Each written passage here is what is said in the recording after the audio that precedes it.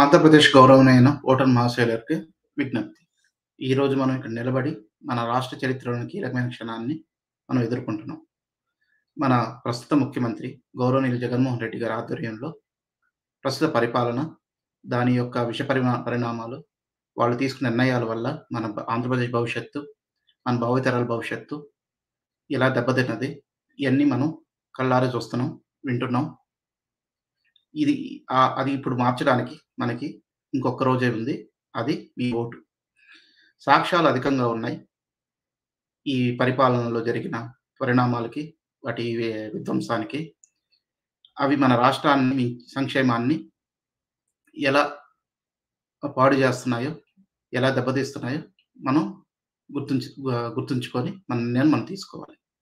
ప్రజావేదికను కూల్చివేయడం ద్వారా 2019లో తన పరిపాలనను జగన్మోహన్ రెడ్డి గారు ప్రారంభించారు. ఆ పరిపాలన విధ్వంసం పాలించడం వల్ల ఎంత ధ్వంసం చేశారో, ఈ 5 ఏళ్లలో దాని మించి ప్రజల యొక్క ఆత్మస్థైర్యాన్ని, వాళ్ళ భవిష్యత్తుని ఇంకా విధ్వంసం చేశారు. ఆయన నాయకత్వంలో సంక్షేమం కోసం మొత్తం 13,00,00,000 విలువైన రుణాలు సేకరించబడ్డాయి.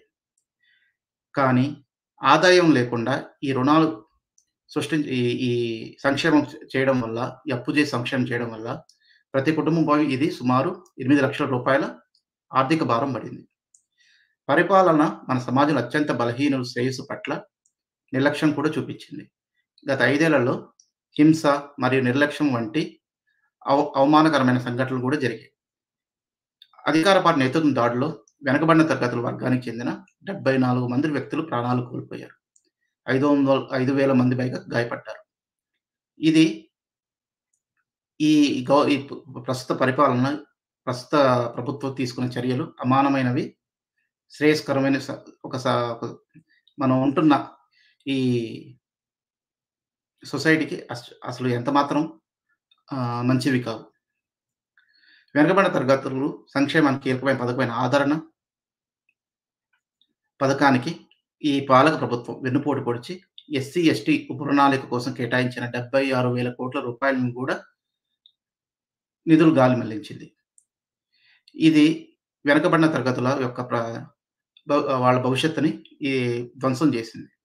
గత 3 ఏళ్లలో ప్రభుత్వం క్రూరమైన విధానాల కారణంగా 1,24,793 మంది ప్రాణాలు కోల్పోయారు. మన రాష్ట్రాన్ని వెన్నెముక అయిన వ్యవసాయ సమాజం తీవ్రంగా దెబ్బతింది. భరించలేని అప్పుల కారణంగా 2,552 మంది పైగా రైతులు ఆత్మహత్యలకు పాల్పడ్డారు. మన విద్యా వ్యవస్థ బలహీనపడుతుంది.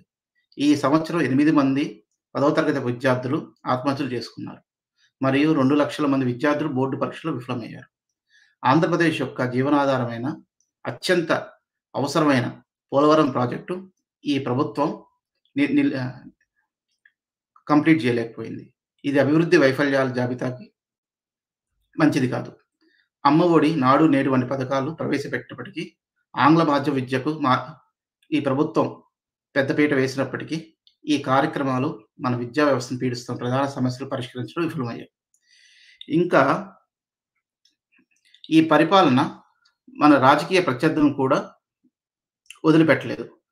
మన మాజీ ముఖ్యమంత్రి గౌరవనీయులు చంద్రబాబు నాయుడు గారి నుంచి మన తెలుగుదేశంలో ఉన్న ఇతర ముఖ్య నాయకులను, కోడెల శివప్రసాద్ గారిని ఎలా వేధించుకుందన్నారు, ఆయన మరణాన్ని ఈ ప్రభుత్వం ఎలా, ఇయన్నీ మనం చూసాము మనం. ఇయన్నీ మార్చడానికి ఇప్పుడు మనకి సమయం ఆసన్నమైంది. అదే మీ ఓటు.